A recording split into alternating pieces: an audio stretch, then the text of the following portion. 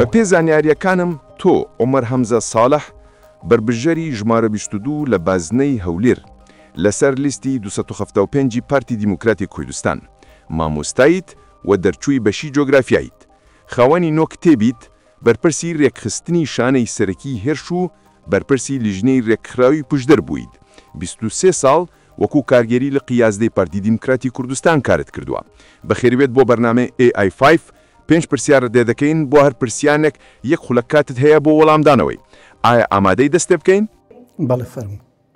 پرسیاری یەکەم بۆکو مامۆستایەکی جوگرافیا پێت وایە حکوومەتی ناوەندی لە ڕووی جوگرافیاوە ماف و پشکی هەرێمی کوردستانی زەوت کرد بێت؟ بەڵێ بێگومان لە سەرەتای قۆناغەکانی مێژوگەرە ئێمە تەماشا بکەین جۆگرافیەکەمان بۆتە هۆی ئەوەی کەوە لە جیا خۆشگوزەرانی بۆتە هۆی نەهامەتی و دەردەسەری بۆ میلەتەکەمان بێگومان لەو کاتەیەوە کە ئەو قۆناغەکانی دابەشبوونی کوردستان گەورە بەسەر 5 دەوڵەتدا دابەش بووە هەرێکێک لەو دەوڵەتانە بە پێی ڕۆژگارەکانی خۆیان بە هەموو شێوازەکان لە دژایەتی گەلی کورد بەردەوام بوون. تەبعەن ئێمە کە لە دوای دروستبوونی دەوڵەتی عێراقەوە لە ساڵی 1920ەوە تا ئەمڕۆ تەماشا دەکەین ئێمە بووینێتە قوربانی جۆگرافیەکەمان. بەڵێ لەو ڕۆژگارانەوە تاوەکو ئەمڕۆ قۆناغەکانی کە دابەش بووین ڕاگواستن بووە تعریب بووە و هەموو ئەو دەردەسەریانی کە بەسەر میلەتەکەمان داهاتووە ڕۆژ لە دوای ڕۆژ بۆتە هۆی ئەوەی کەوە ئێمە وەکو جۆگرافیا لە سنووری عێراقدا ڕووبەری کوردستان و خاچی کوردستان و ژمارەی دانیشتوانمان کەم بکرێتەوە. وەڵامێکی نایە بە پێی زانیاریەکانم هەرێمی کوردستان لە ژێر داگیرکاری بەردەوام بووە گەرچی هەرێمی کوردستان خاوەن جۆگرافیایەکی دیاریکراوە بەڵام بەوەکاری زۆرا و زۆر چەند ناوچەیەکی لێ دابراوە بریار بۆ لە دوای نەسینەوەی دەستور بە مادەی 140 ئەم نەوسانە کێشەکانیان چارەسەر بکرێت بەڵام بەهۆی پێشێرکایی دەستور تا ئەستا ئەم مادە جێبەجێ نەکراوە داوا دەکەین بڕێستان و تەواوی پەرلەمانتارانی کوردستان لە پەرلەمانی عێراق دەستان هەبێت لە جێبەجێکردنی ئەم مادە دەستوریانە. پرسیاری دووەم ئایا هەز ناکەیت ئەم جارە بانگشەی هەڵبژاردن زۆر بە ئارامی تێدەپەرێت؟ ئەو کارەکەی دەگەڕێتەوە بۆ ئەوەی کەوە ڕێنمایەکانی جەنابی سەرۆک بارزانیە کە بەسەرجەم کاندیدان و هەروە لە قولیژنە ناوچەکانی ڕاگەیان سەرکرداتەکانی ڕاگەیان کە پێویستە ئەو هەڵبژاردنە بە هەڵبژاردنێکی ئارام و لەسەر خۆ بێت بۆی هەموو حیزب و لایەنە سیاسیەکان بە ئازادی مبارەسەی کارەکانی خۆیان بکەن.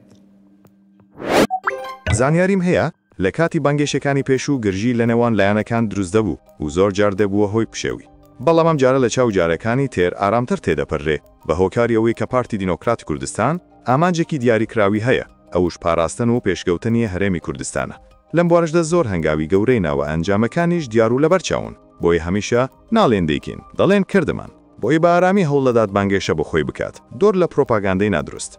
پرسیاری سەیەم ئامانجەکانی پارتی دیموکراتی کوردستان چییە لە پەرلەمانی عێراق؟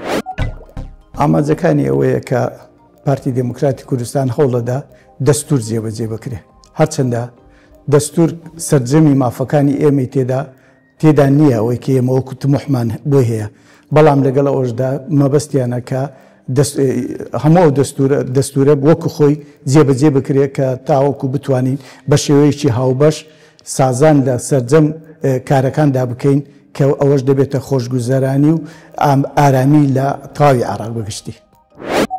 زانیاریم هەیە لە مێژووی 79 ساڵەی خەباتی پارتی دیموکراتی کوردستان هەمیشە ئامانجی سەرەکیان بە هێزکردنی پێگەی کورد بووە لە عێراق و لە جیهاندا هەمیشە هەوڵ و جددی داوە بۆ مەدەسێنانی مافە دەستوریەکانی هەموو تاکەچی عێراقی بێجیاوازی لایەنەکان. پرسیاری چوارم بۆچی بشێکی بەرچاوی هەوڵاتیانی عەرەب هەوڵ دەدەن لە هەرێمی کوردستان نیشتەجێبن؟ هۆکارەکەی دەگەڕێتەوە بۆ ئارامی خۆشگوزەرانەی کە لە هەرێمی کوردستاندا هەیە هەرێمی کوردستان بۆتە شوێنی برایەتی و پێکەوە ژیان بەبێ جیاوازی هەر نەتەوە و مەزهەب و لایەن و حزبێکی سیاسی بێت دەتوانێت لە هەرێمی کوردستاندا باشتی بژی.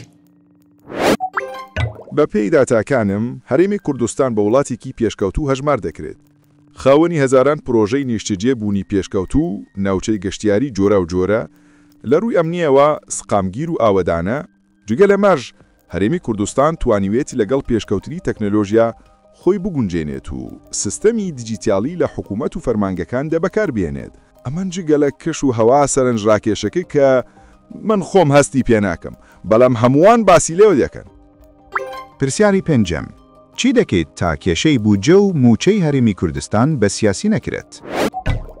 هەوڵی ئێمە وەکو هەموو ئەو بەروێژانەی کە دەردەچن بۆ پەرلەمان بە هەمومان پێکەوە هەوڵ بدەین کەەوە سەرجەم مافە دەستوریەکانمان جێبەجێ بکرێن. ئەگە مافە دەستوریەکانمان جێبەجێکران بێگومان هەموو گرفت و مەشاکلەکانیشمان حەل دەبن.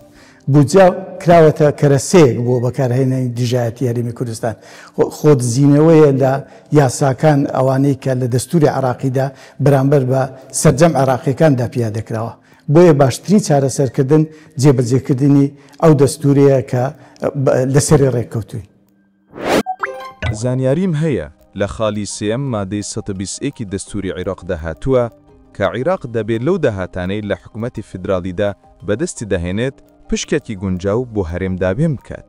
بێگومان لە دوای ساڵی 2014ەوە موچەخۆرانی هەرێمی کوردستان بەردەوام کێشی بڕین و دواکەوتنی موچەکانیان هەبووە کە بەشێکی زۆریان باس لەوە دەکەن کێشە سیاسیەکان تێکەڵی مافی تاکەکەسی دەکرێت. عومەر هەمزە ساڵح بربرژێری ژمارە 22 لە بازنەی هەولێر لەسەر لیستی 275 پارتی دیموکراتی کوردستان زۆر سوپاس بۆ وەڵامەکانتان داوا دەکەم. خەڵکی کوردستان متمانەت پێت بخشن تا بتوانیت ببیت بە پارێزەری مافە دەستوریەکانی هەرێمی کوردستان لە پەرلەمانی عێراق. زۆر سوپاس.